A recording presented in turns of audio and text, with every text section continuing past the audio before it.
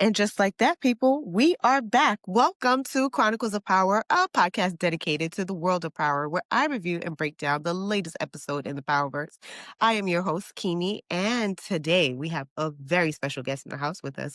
But before we get to that, let me just tell you that we are brought to you by PVT LSTD, your source for all things music, sports, culture, and entertainment. You can find us at PVT LSTD on YouTube, and you can also find us at Chronicles of Power, wherever you listen to your podcasts, and on Instagram. Now, back to our special guest. So, I do have another power connoisseur in the house with us today, and his name is Bernard, and some of you may know him as Just B. And if you're ever looking for him, you can find him on YouTube under the moniker. Please tell us what's the name of your It's channel? Just B. That's it. Just like I just said. So please welcome Just B in the house with us today. Thank you. Thank you for having me, Keemie. No problem. Entrepreneur extraordinaire. He does tons of different things. But in addition to all of those things, what you may know him by and what I know him best by is his magnificent breakdowns of the power universe. And it is my pleasure to have you here with us today. How you feeling? I'm feeling good. Not magnificent. Oh man, I feel special now. Shoot. You should. You do a great job. Appreciate it. I try. You try.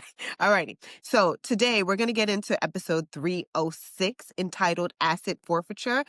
And this episode was written by our friend to the show, Amelia Swedeen. She has been a guest on this show before, and she did give us a little breakdown of how she writes Tommy, how she views the universe. So if you're ever looking for her insight on that stuff, you can definitely go check out our episode where we spoke to her. The episode was directed by Lisa Demain. She has directed a couple episodes within the Force universe before, so no stranger to how things run over there. And let's start this off right. How you feeling about today's episode? Honestly? No lie. So to me, I have no complaints about it. And that's a first in a while, right? Because of the fact that we have seen some rocky, moments here and there throughout generally just some of the shows. But I gotta say, there's a level of precision and focus that they've put into this season of Force.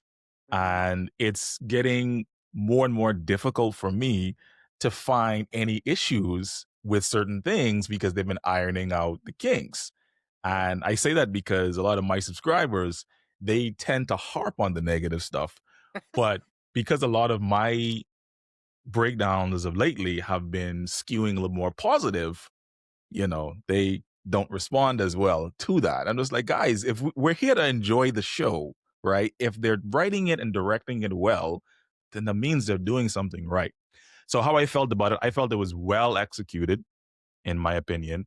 And I'll say it was a minor thing, but it's nothing of major note. We'll probably get into that a little bit later. Yeah. But So other hold than on to that, that it thought. feels, yeah. Hold on to that one. Because you started off on a positive note. There's something that I do when I start off the show just to like break the ice a little bit.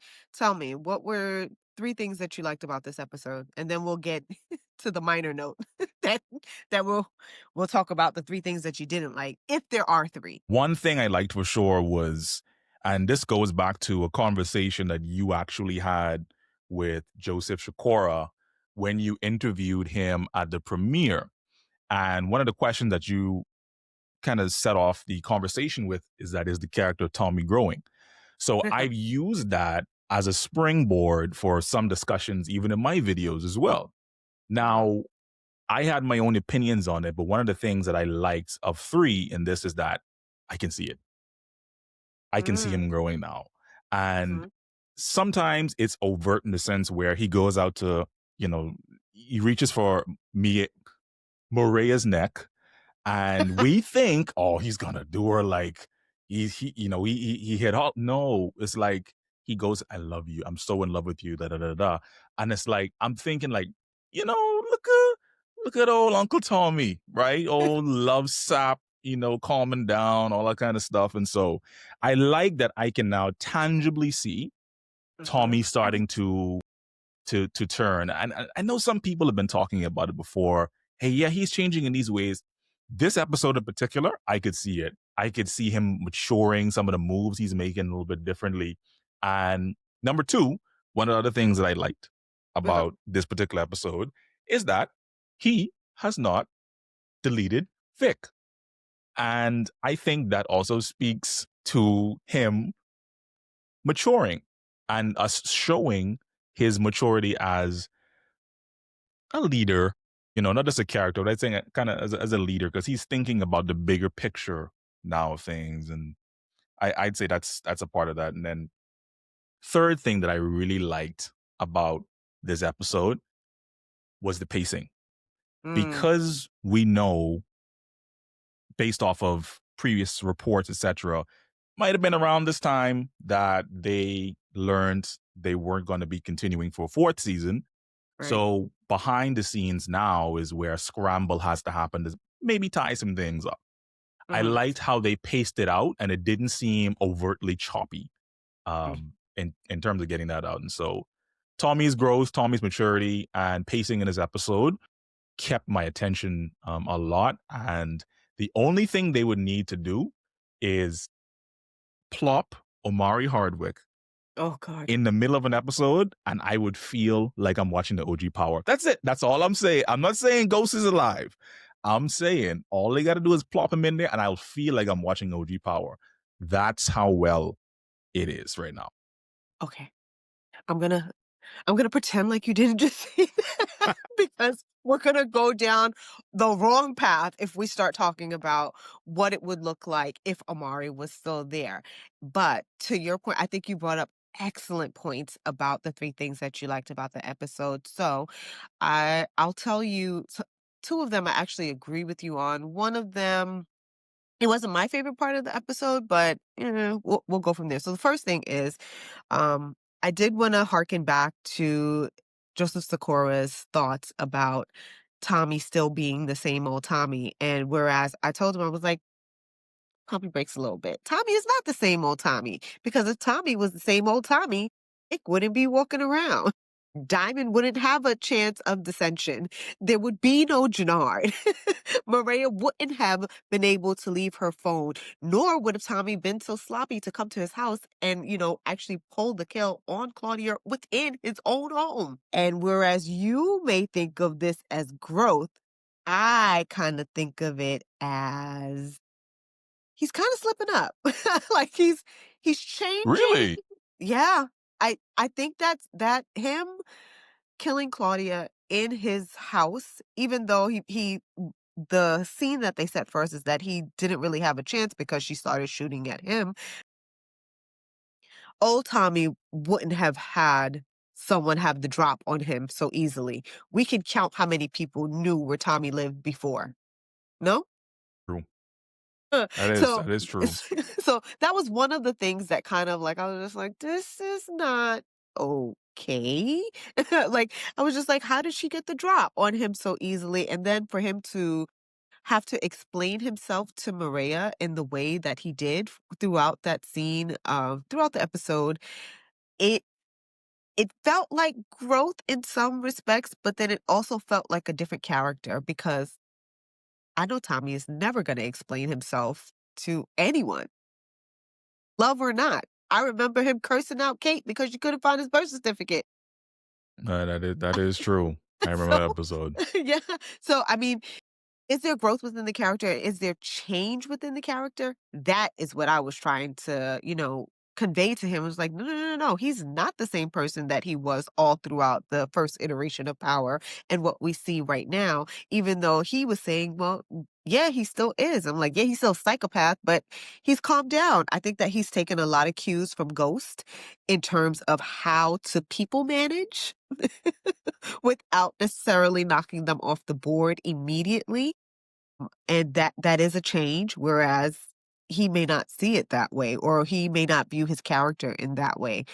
But back to the other things that I liked. I like that Stacey's back is against the wall and they have pinned her in a way that she has no choice but to be corrupt. I actually hate it for her at the same time because she was actually one of the peer characters, and something that I have to contend with whenever I watch this show and listen to fan reaction or fan feedback is how much people are actually rooting for the bad guy and not for the person who's actually trying to help. Right? She literally just wants the cartel off of the streets. She doesn't want people to be murdered. She wants to find Claudia's killer. She knows that Tommy did it, but she can't say anything about it, obviously, because of the new deal or arrangement that they have struck. And it's killing her. I feel like she kind of senses something is up with Sang because she did call him out and was like, weren't you just trying to tell me a few weeks ago that I need to get these people? And now you're telling me to go a different route? So I like that she Right. stayed sharp. I like that she stayed sharp there. And then I'll say what I didn't like, what she did in the interaction after that. So I like where Stacey is right now. I think it gives us I think it gives us good plot because you brought up a good point. This is where they knew around about the time where they knew that the show wasn't going to continue, or at least they knew for sure that it wasn't going to continue after this. And you can kind of tell by how the pieces are coming together in terms of the writing, because this storyline would have been way more elongated if this was old Power, right? Like we would have seen her hands being tied so much more in little intricate ways that she couldn't wiggle her way out of it. Because as of right now, I do think that she has some wiggle room because she could just blow the whole thing up and be like, hey, they tried to blackmail me. This is what happens. I don't need to be a mayor that bad.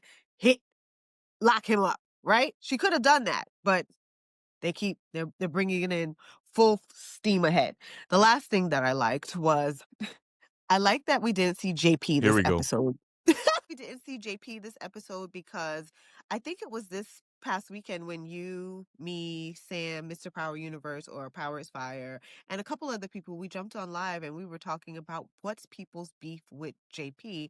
And Sam so eloquently pointed out to me that, there were some pictures released where there was a funeral scene and D-Mac is there and he had a picture of him. And I was like, I was hoping it wasn't this episode that they got rid of him because I actually because I actually like him. I like him as a character. I like what he brings to the show.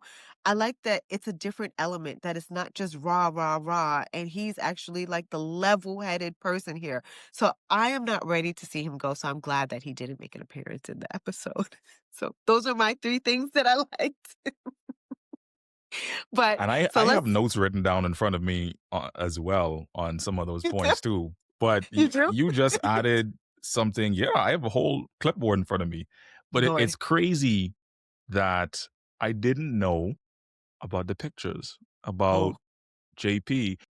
The thing is, though, I've had a very strong sensing of that in the sense of Mm. whenever I'm putting together my breakdowns, like I really, really study immaculately to try to make sure that whatever I'm about to say on this camera don't just be riddling off anything that comes to mind, right?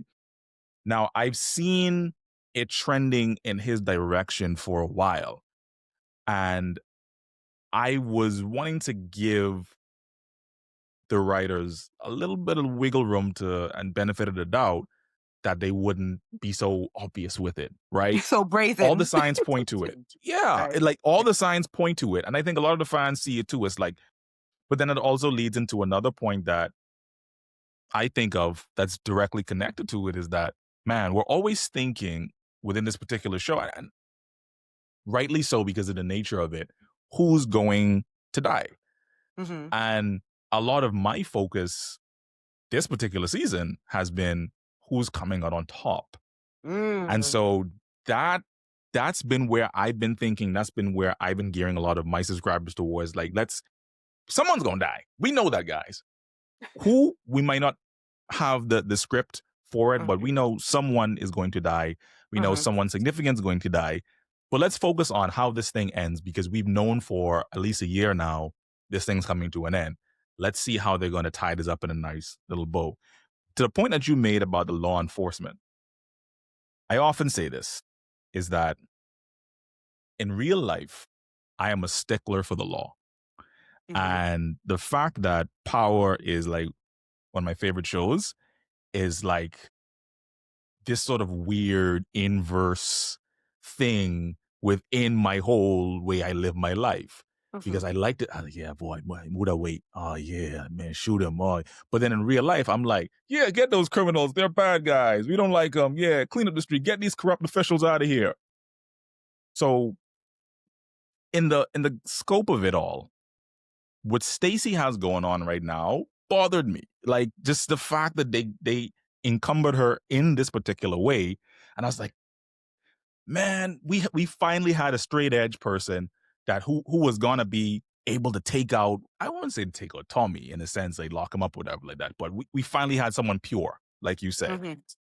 The same thing I thought was true as it relates to Detective, what's his name? Michael Ealy Vargas? from Oh. Ghost. Oh, okay. Yeah. Carter. I think it was Carter. Yeah. But he And wasn't. when he wasn't, right? But when he first came on for like the first 4 episodes, I was like, they brought Michael Ealy on here. Yeah, he about to get Tariq and his gang straight. And then they flipped him. I was like, damn it. Yeah. So, I am a stickler, just like you are, for when we keep the law enforcement people strong. I always paint this juxtaposition back to the original Power. The task force that we had in the original Power was so strong, but one by one by one, you saw them fall Get away. fucked off. And I think the only person who's still around is John Mark. And Sax is dead, that's true, is John Mark. And then I forget, it's Tamika, and then there was the other bald-headed guy.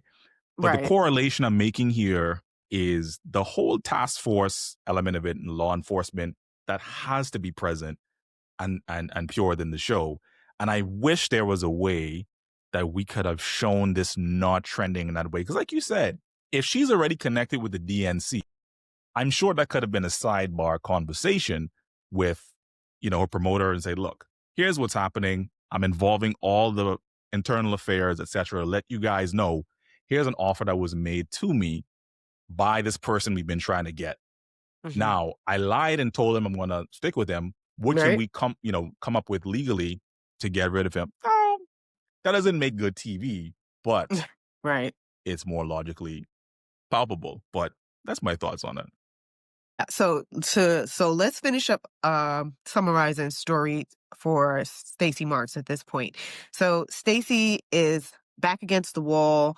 She isn't invoking enough trust within Vic right now because Vic can't trust her. She got his sister killed. And I want to talk about that right after we finish up with Stacey.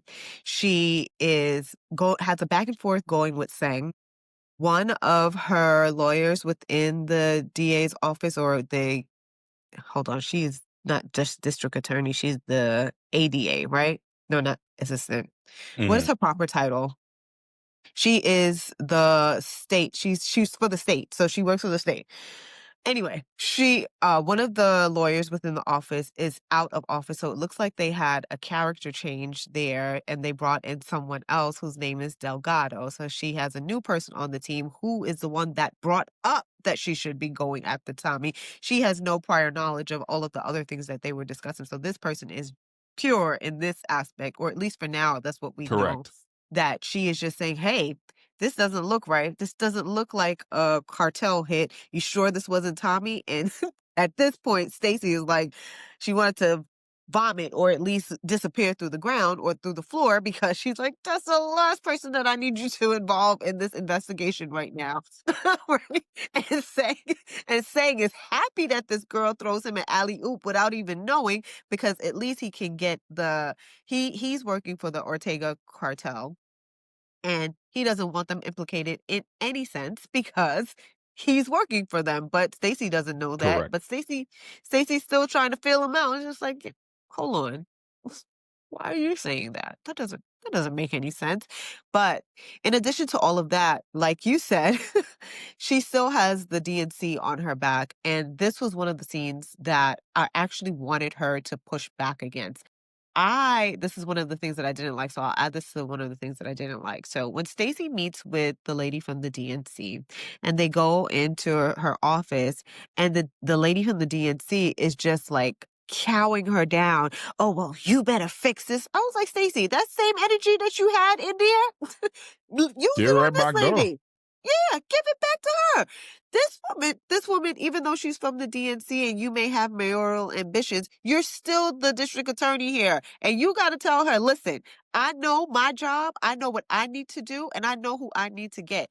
You are supposed to help me overcome all of this. So if your direction for me is, okay, we need to get the bad guys, that's what I'm here to do. Don't come in my office with that Ray stuff and think you could come and try to speak to me like I'm a child, like I don't know what I'm doing. You think I want these people out on the street? Obviously her hands are tied right now, but she really wants the best outcome here, and she does want the best outcome for Chicago.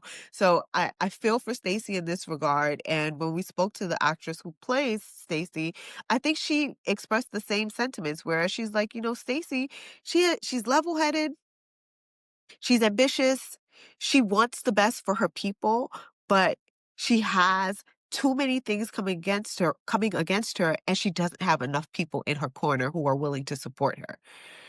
You're right. Speaking of not supporting her, right?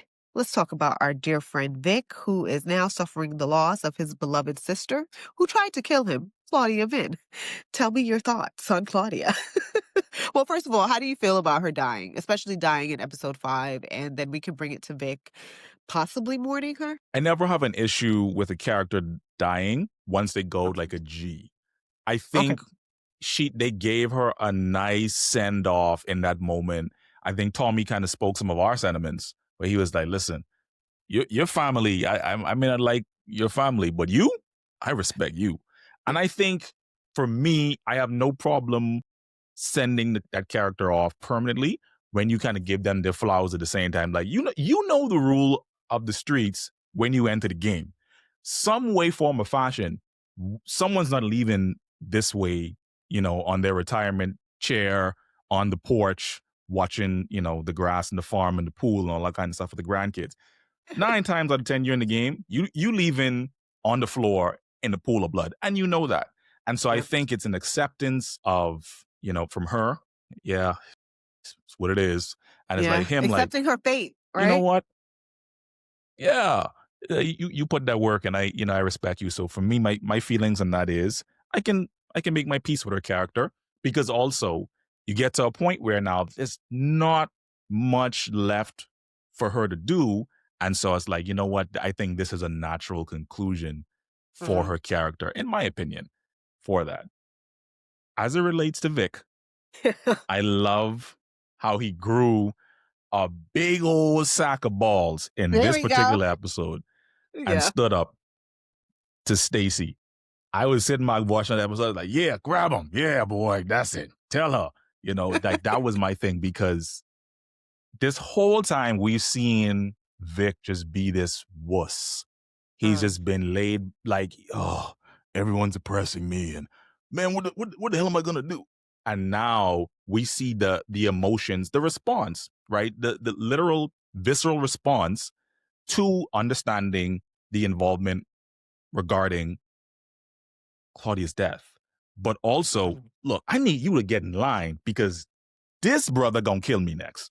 So I need you to do what you need to do so that don't happen. And I love to see him take charge within that particular route.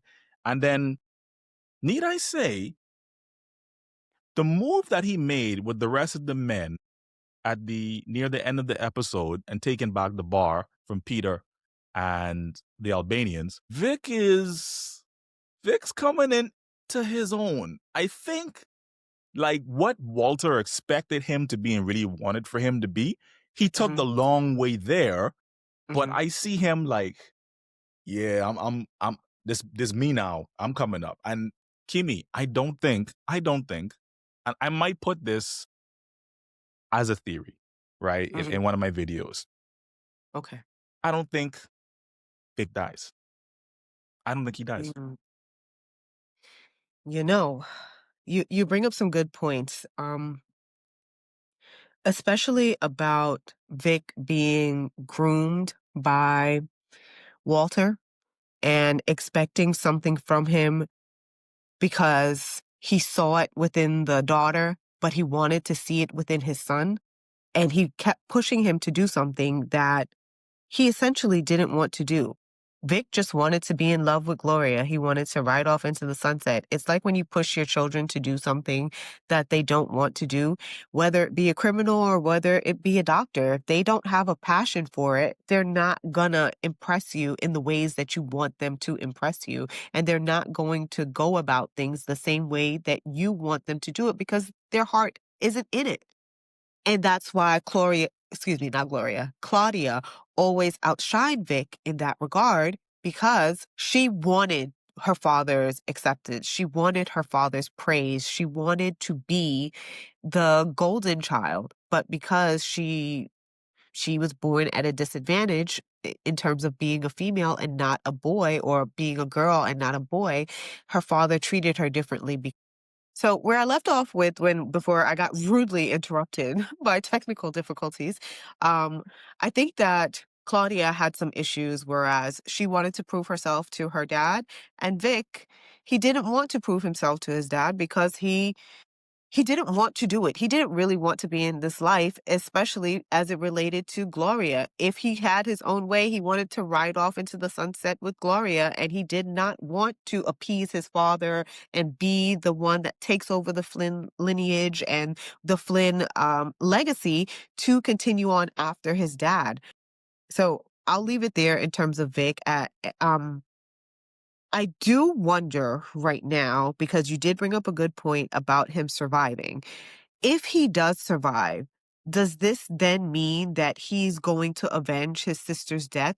Because something in this episode told me that I don't think he was too happy about Tommy being the one to take her out, albeit she has tons of faults. Namely, she tried to kill him. But but it kind of seemed when he was explaining it to his real wife and on-screen love interest that she was my sister. She wasn't the best person, but I didn't really like her, but I did love her. And I wonder how that's going to bode for Tommy if Vic does survive. And now that you say that, I'm like, well, if there is going to be a spinoff, and I know we speak about this every week because they did make an announcement that something else is coming.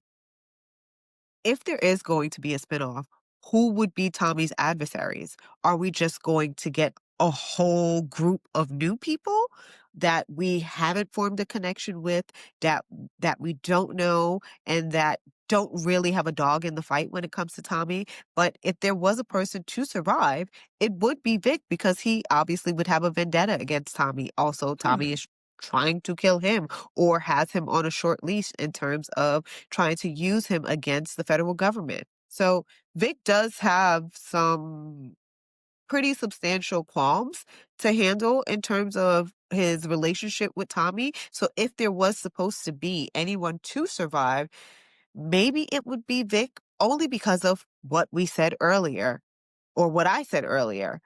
Vic should have been dead since season 2. Once Tommy found out that he was a snitch, at least what good old mother Courtney Kemp taught us, right? We learned that the rules were, if you snitch, you die. And one of the things that I remember her talking about with Effie from Ghost was just like, well, Lauren was a snitch. It doesn't matter what the nuances were. The rule is, if you are a snitch, you are supposed to die. That's how it's worked in the other 6 seasons that we were trained with. So why would there be a difference now? You have to understand her mindset. The rule is that if you're a snitch, you die. And Tommy has always lived by that. I mean, he tried to kill in the very first season. Once he found out that what was his name? Nomar Garcia. Mm. Remember, he followed him. Once he found out, one, that he was touching the little girl, he was like, oh, he's dead. Then he found out that he was talking to the feds. He was like, pack this guy up. He's out of here. And we've been trained to get those type of reactions from Tommy, for even when he's been enforced, and from Power. And now that Vic is still alive right now and he let him live this long, I mean, the only logical thing I can see is that he continues to live. I didn't think that prior to this, but now that you bring it up, I'm like, yeah, he probably has to live, because if they are going to continue this, we need we need someone to be at Tommy's neck. But it depends on what city they're in. Is Vic going to move to New York?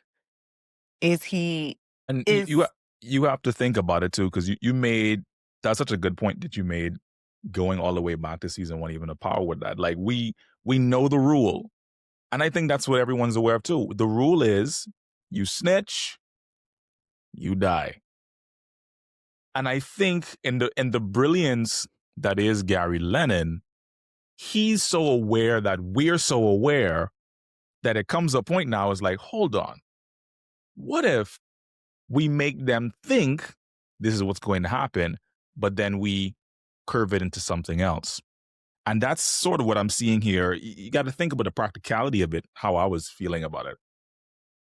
Would they really kill off two Flynns in one season? Albeit it's the last season. Sometimes on final seasons of shows, there's a bloodbath. Doesn't matter who it is. Sure. But that definitely came to me in terms of to what end? Because we've seen since, I think, season 2, episode maybe 5 or so, he's been in this position as a snitch. And he's going to die. We're like, everyone's like, end of season 2? Oh, he's going to die before end of season 2. It's now season 3, episode 6. He's still alive. exactly. And that's, at some point, you have to think about it like, what's the point? And to your point in that as well, I marked something here on my notes, which was if he survives, Vic has institutional support from the Irish, and because of his Flynn bloodline. And so that now presents an opportunity for future storylines wherever the Power universe may go, in the sense of there could be a looming threat from there. Now, does the question you pose, does Vic want to actually avenge Claudia's death? And I would say, and this will probably take us into another point regarding the brothers CBI. Yes. Good segue. Regardless if this is my, enemy or not, this is my blood. This is my sibling, right? No, it's not good. It's not okay for you, stranger who roll into town, and then tell me in the same breath, hey, I smashed your girl.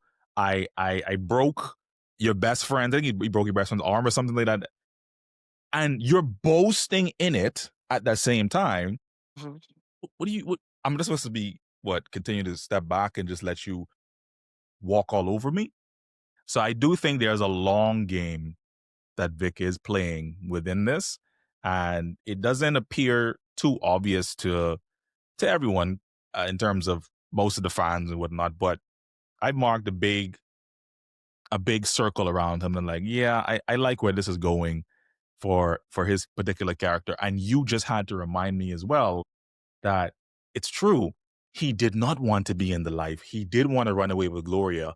And then I think it was season 1, episode 9, her story came to an end, I think. He didn't want to. He was forced to continue to kind of be a part of this. So, yeah. Of course. So then, man, you bring up some good points. I like talking to you about this stuff because you said, would they kill two Vicks, two Flynns in the season? And the better question that we should be asking is, would they delete the entire bloodline? Because Gloria didn't have any children. There were no other no other siblings for Vic or Claudia. The mother is deceased. Dad is deceased, or the patriarch is deceased, and Vic doesn't have any children. So the entire Flynn bloodline would die with Vic. And I don't think, I've been thinking about this, I don't think they've done that yet. Not within this series. No, right? So that's the question that I'm going to leave for you guys, right? I want you guys to answer that in the comments and hit us up. Like, would they kill the entire Flynn bloodline? From what we know or previous evidence shows that they're not going to do that. So if we had to make a case that Vic would survive, it's because we saw that Claudia died. And I don't think they're going to kill off the entire Flynn bloodline. One, because it would completely deplete the storyline. And to me, it looks like they like the actor who plays Vic. And that's outside influence that I'm looking at, right? Because they kept him alive throughout this whole thing. And I'm like, he must have a good relationship with these people because they kept him alive and they like his storyline. I don't know if he's necessarily a fan favorite, but I mean, they kept him, so something there. He got some pull. I mean, his fiance now wife's on the show too, so he has some pull. Exactly, You know, right? So back to the bloodline part, and for about killing off bloodlines, we kind of are in the same predicament with the Samsons, right? So with Jannard and with Diamond, there's no mother, no father. There are two sons left, like we had with the siblings for Vic and Claudia. So we have two siblings left. One of them has to go. And it's more apparent now in this episode because when we started the season, I was like, they're both not making it out of here. And as for who comes on top, which is a good question that you asked, I don't see Diamond coming out on top, even though as of the last episode, his balls dropped, right? And this episode, it's dropped even further. They're dragging on the floor at this point because he got upset with, is his name Grimace? I can't, no, Grimace was from Power. What's this guy's name?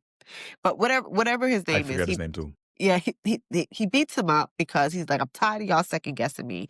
I'm tired of y'all trying to undercut me and trying to play like I'm not about this life. I was running this from before I went into the slammer, but your brother was also running it too, and he did a pretty good job considering it was still standing and still profitable when you came out of prison.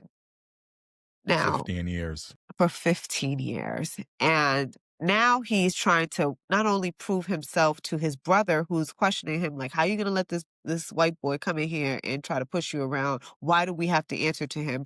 We got a whole slew of arms and you gave it up to him. What exactly are you doing? What do you want at the end of the day? And I question, what does he want at the end of the day?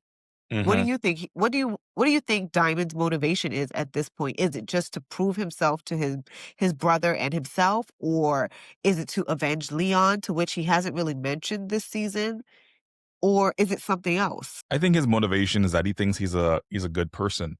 Oh, We have traditionally seen Diamond to be that somewhat cuddly bear in earlier seasons, right? And then we had that moment where he took out his parole officer in the barbershop.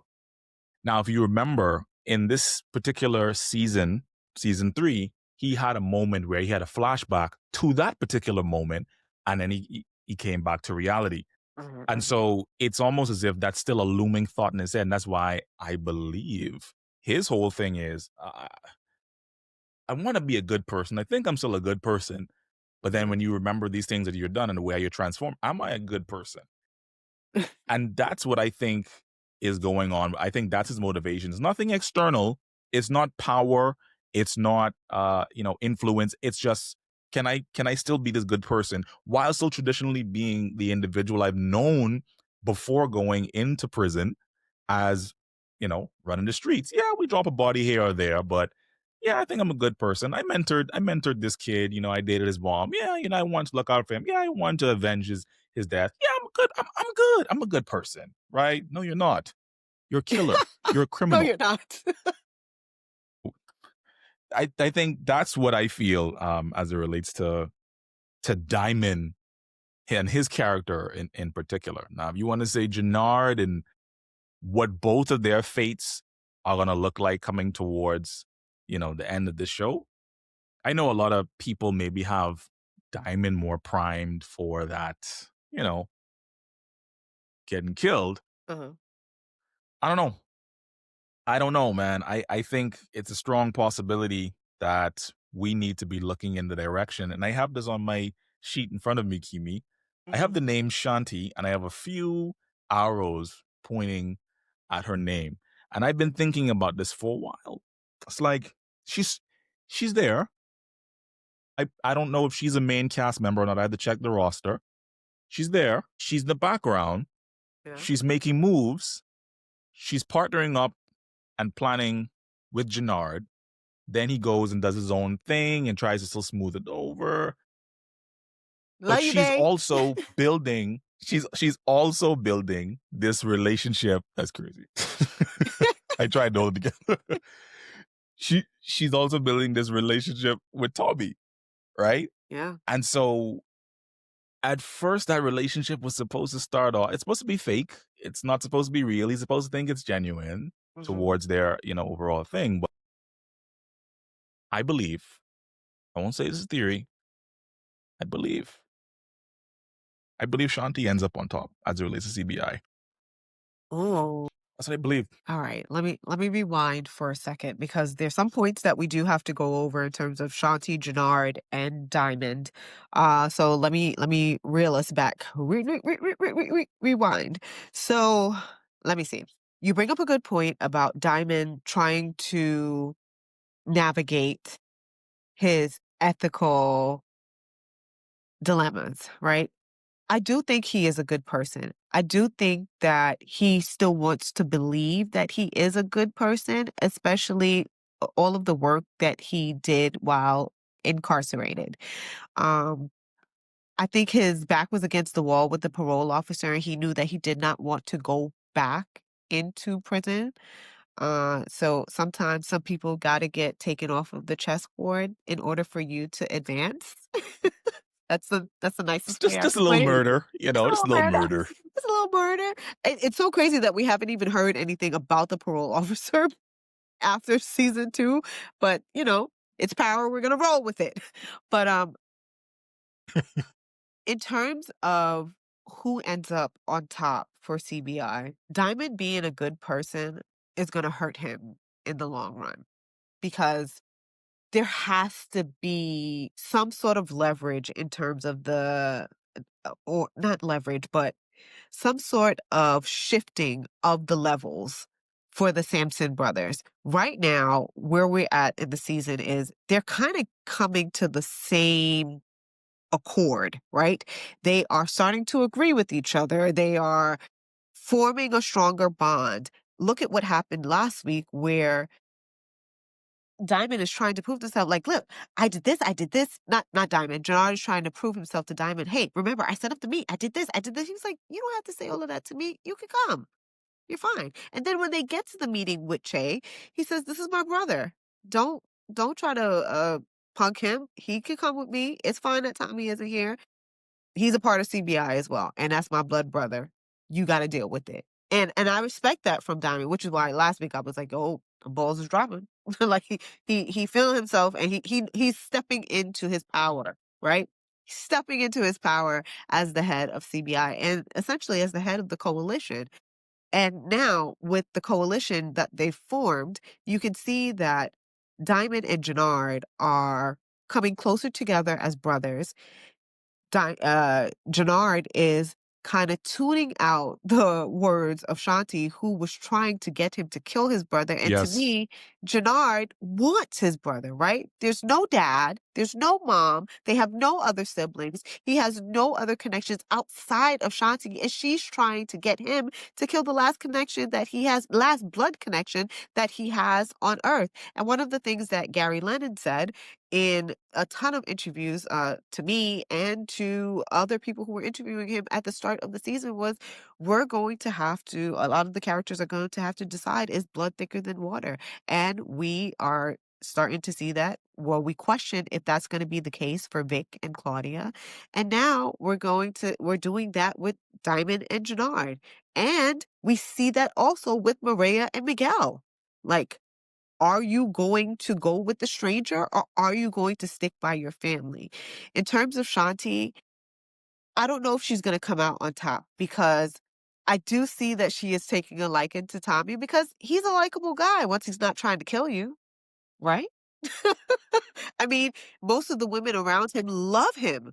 Think about it. Everyone that we've had around Tommy, with the exception of Claudia, and even Claudia can tip her hat to him because he stands on business. But Tasha loved Tommy, like because they were brothers, and he was actually the one that was the only person that I remember checking ghosts. Like, hey, you got a family. What are you doing here? Like, at least he had some sort of ethics and some sort of moral background to be like, hey, you're not doing right by your wife, my sister, our friend, whoever this is, like, you're doing wrong. And Maria has fallen for him. Lala's character, Keisha, has fallen for him. And obviously the OG Holly, who is dead, has fallen for him. And most of the people around him, they normally like him unless they have like direct opposition towards him, whereas he's coming for them. Um, but in terms of Jannard sees him as a stranger and just doesn't want him to influence his brother in the wrong way.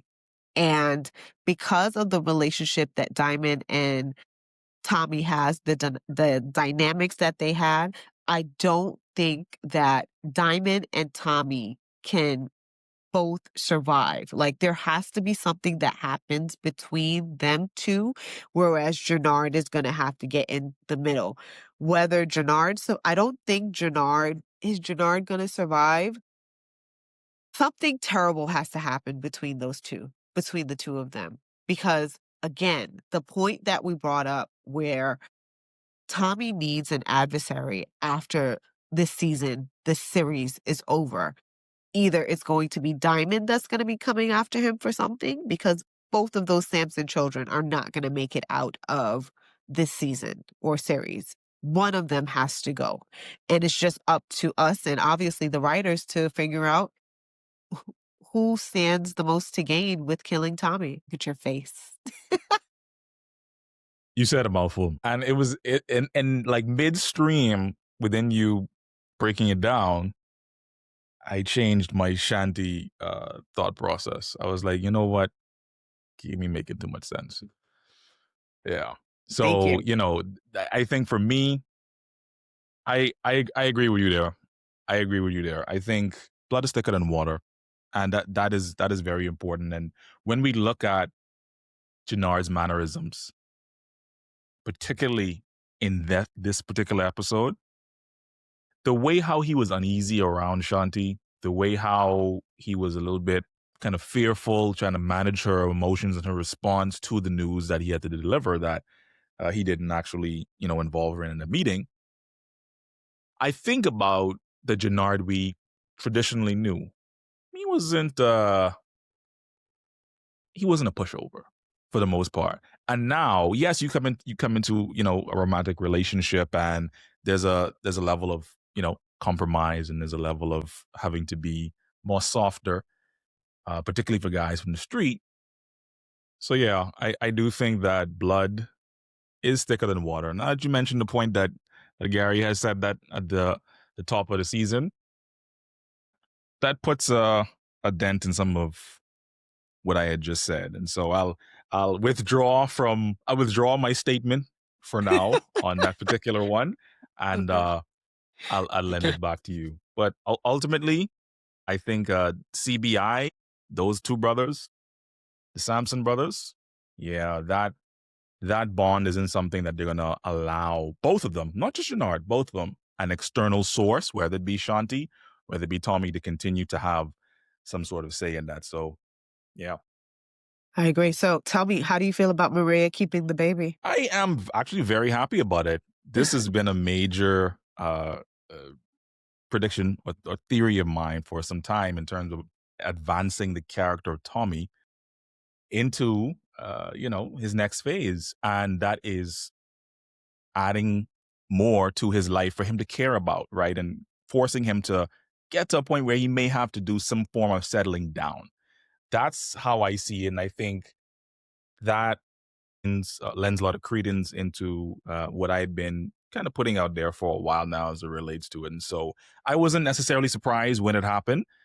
Of course, I had to go on my soapbox with my subscribers and say, told you so, with that. Love that for you. Love that. But I think ultimately this is where he's going to have to find himself in a position where you'll have to make a decision. Because again, even as we mentioned on that panel, one of the things that I said was think about how in this episode 6, they flash back to season 2, episode 6 in the scene with Holly. Now, one of the things that they didn't include in that particular flashback was where Holly said, you cannot have both worlds. So that's going to be the thing that's going to cause this baby, in my opinion, to force Tommy to come to a place, which is, what you want to do, partner? You know, you, and then leading back to what you said earlier about JP, if that is in fact where they're heading, I think one way or another, the impact of that is going to bring that decision even more emotional weight for him in what he's going to do. So I love it for him, and I think it's about time. I've said you can't continue to be this solo dolo character, gunslinging your all around the place for the rest of your life. At some point, you got to put on the dad bod. So yeah. Not the dad bod. So, um, I know people may think that this may be categorized wrong, but when we were talking earlier about the three things that we like and the three things that we didn't like, I think one of the things that I didn't like about the episode, not because it was a bad thing, was seeing how happy Tommy was when he found out that he was going to be a father when she changed her mind. I was like, oh man, whenever you see good things happen to people, something bad is definitely coming, especially people who haven't had the best experiences throughout their life. Like once they get that little glimmer of hope, there's always something that comes to humble them. Now, whether or not the baby survives or whether or not Tommy is run out of town or even if he dies, right? I don't think Tommy is going to die at the end of this season, especially if they're thinking about spinoffs. Yeah, me either. But, right? But something catastrophic has to happen to him. And I hope it's not the baby because we went through that already with Holly, right? But maybe it's different because this time he actually knows that she is with child. And I wonder if it would have been different if he would have known, like how the story would have played out differently if he would have known that she was pregnant earlier. Would that have had a difference in how he moved with Vic, or maybe we could have used that to justify why he was moving that way with Vic. Does that make sense what I'm saying? Maybe I should reword that. If Maria had gotten pregnant earlier, maybe I could have justified back in season 2 why Tommy didn't kill someone like a Vic. Why he made that mature decision to keep him around. Why Hmm. he makes why the maturation looks like this when he deals with Jannard, whereas he doesn't just kill Jannard, he just ignores him and puts him in check and says, okay, you can hang around your brother, but I don't want nothing to do with you. Um, so I wonder if it would have been different if we would have known this from before. But hey, we're rolling with it now. We find out in episode 5 of season 3 that she is. And seeing him so happy, it almost broke my heart because I was just like, that's all he ever wanted. He just wanted a family. And something tells me that he's not gonna get that the way it looks traditionally. How about you? Mm. So if you want to respond to that, please do. But I also want you to tell me because I let you hold off on the thing that bothered you about the episode. And I know you said you only had one thing. Well, we might have differing opinions on the direction of Tommy's family situation. So Uh-huh. I'll say that for sure. I think the quote unquote universal balance that has to happen because he's too happy and we know how power goes, etc. Right? I think what comes into play to balance or offset that is JP and maybe Right. Miguel.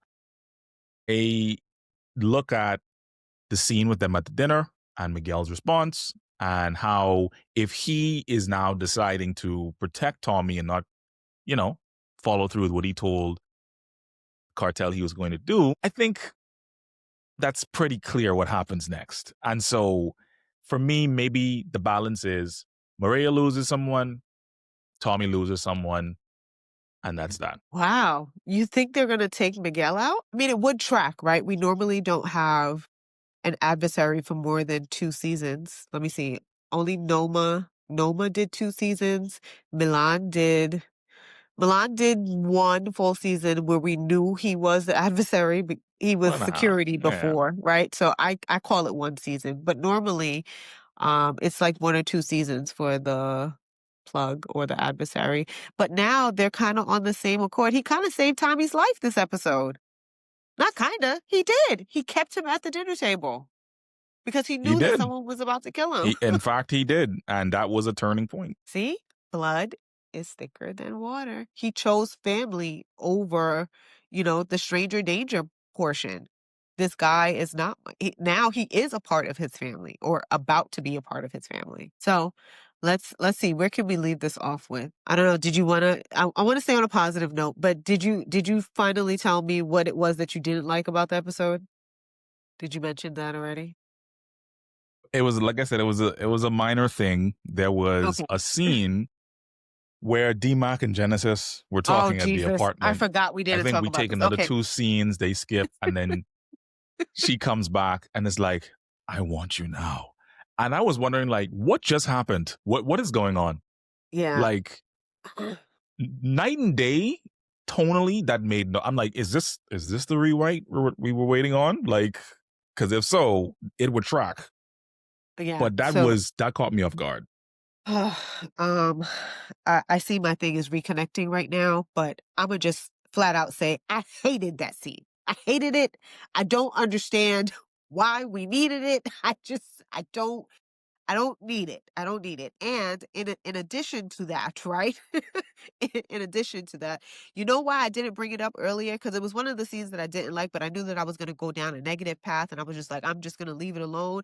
Because you know what you explained to me? Hey, this was around the time when they found out that this show was about to end. I was like, oh, okay, that's why that happened. I'm going to leave it alone. I didn't like it. I'm just gonna sweep it under the rug. In addition to that, they Exactly. had D-Mac. D-Mac didn't make an appearance last episode, same for Miguel, but they're back in episode 6.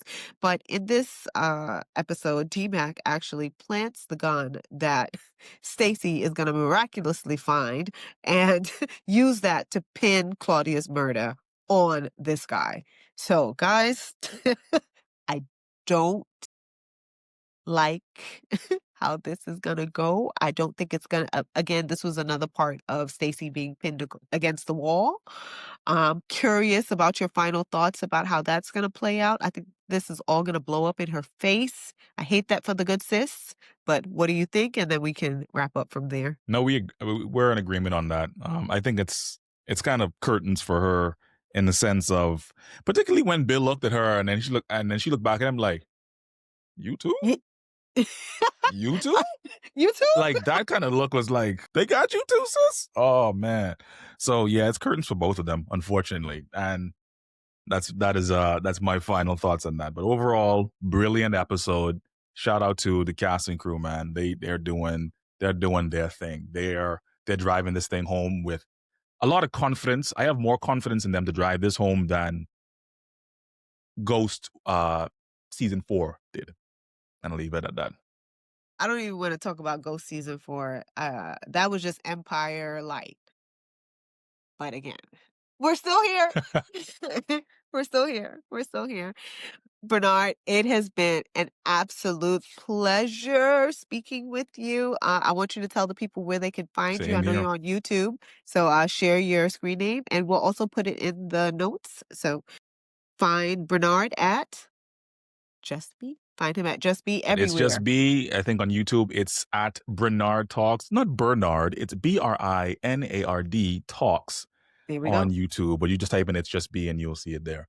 Ooh, I love that for us. So I hope that you can join me again before the end of the season. I have a feeling we're going to have a lot of things to gloat about in terms of what we got wrong and maybe some sad faces for some of the things that we may not have hit directly on the head.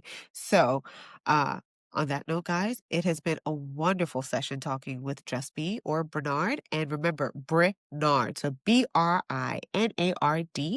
And we will see you all next week. Don't forget to drop your thoughts on the episode in the comments and subscribe and follow us wherever you find us. Have a good week, guys.